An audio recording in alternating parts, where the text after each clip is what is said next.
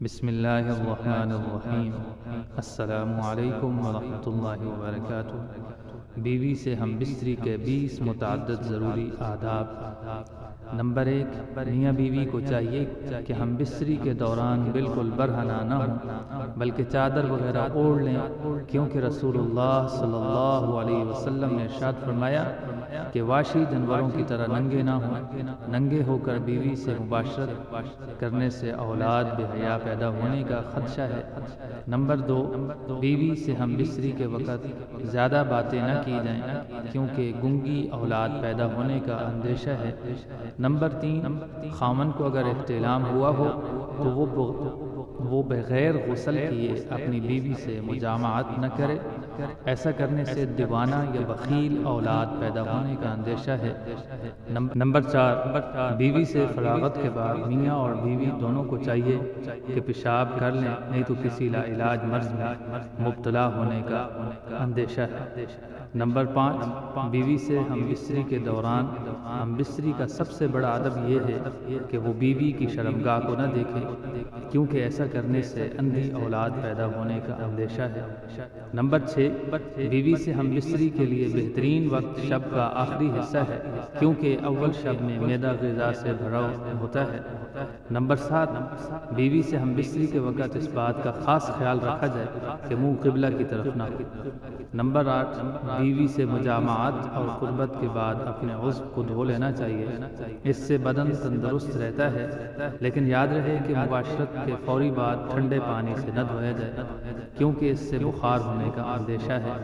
Number 9، بیوی سے ہم بستری سے فراغت کے بعد اپنے بدن کو نجاست سے دھو کر صاف کر لیں اور وضو کر لیں۔ بہتر ہے کہ جماع کے بعد جلد از جلد غسل کر لیا جائے، لیکن اگر کوئی مجبوری ہو یا آخر شب میں دوبارہ ہم بستری کا ارادہ ہو تو کم از کم فوراً وضو کر لینا چاہیے۔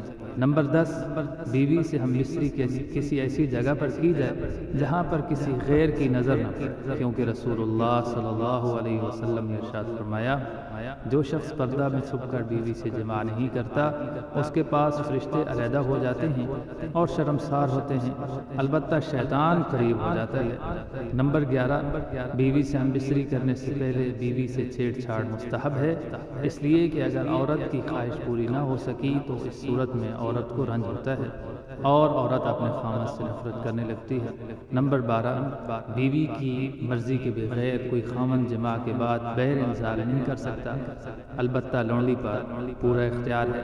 نمبر 13، حیض اور نفاس سے فراغت کے بعد بیوی سے مباشرت جائز ہے، البتہ حیض اور نفاس کے ایام میں عورت سے صحبت کرنا حرام ہے، اور اگر کوئی نعوذ باللہ کر بیٹھے تو خوب توبہ کرنا واجب ہے۔ نمبر 14، کسی خامن کو 4 ماہ سے زائدہ بیوی سے علیحدہ رہنے کا اختیار نہیں ہے، کیونکہ ایسا کرنے سے عورت کے لیے اس سے زائد مدت شوہر کے بغیر اس کی برداشت سے باہر ہے۔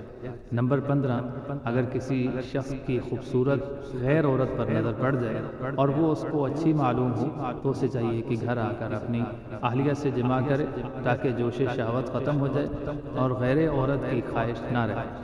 اگر کوئی مرد شادی شدہ نہیں ہے یا اس کے پاس بیوی نہیں ہے تو شہوت غالب آ جائے تو اللہ تعالیٰ سے پناہ مانگے کہ یا اللہ مجھے اس گناہ سے بچا اور مجھے اس شیطان سے جو کہ عورت کی شکل میں میرے سامنے آتا ہے اس سے مجھے محفوظ فرما۔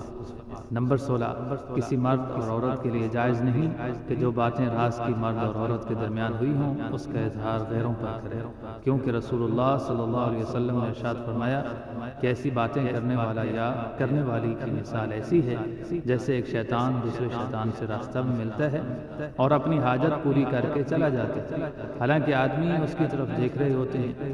نمبر 17، اگر کوئی خامن اپنی بیوی کو بستری کے لیے بلائے تو اسے فوراً حاضر ہونا چاہیے، خواہ وہ تندور پر ہی کیوں نہ ہو، کیونکہ حدیث پاک میں ہے جس کا مفہوم ہے کہ اگر کوئی مرد اپنی بیوی کو ہم بستری کے لیے بلائے اور وہ حاضر نہ ہو تو فرشتے صبح تک اس عورت پر لعنت بھیجتے ہیں۔ نمبر 18، بیوی سے ہم بستری کرنے کی درست جگہ فرض ہے، یعنی اگلی شرمگاہ۔ میاں بیوی جو بھی طریقہ اختیار کرنا چاہیں شریعت میں جائز ہے، لیکن بیوی کی اگلی شرمگاہ کو استعمال کرنے کے علاوہ دوسرا کوئی راستہ استعمال نہیں کر سکتے ہیں۔ مثال کے طور پر پچھلی جگہ جو پخانے کی جگہ ہے اس کو استعمال کرنا بالکل بھی جائز نہیں۔ نمبر 19، اسلام ہر کام میں اعتدال کو پسند کرتا ہے۔ بہتر ہے کہ بیوی سے زیادہ ہم بستری نہ کی جائے کہ وہ عاجز آ جائے، اور نہ بالکل چھوڑ دیا جائے کہ میاں بیوی کی جنسی خواہش ہی ختم ہو جائے اور اعضاء سکڑنا شروع ہو جائیں۔ نمبر 20،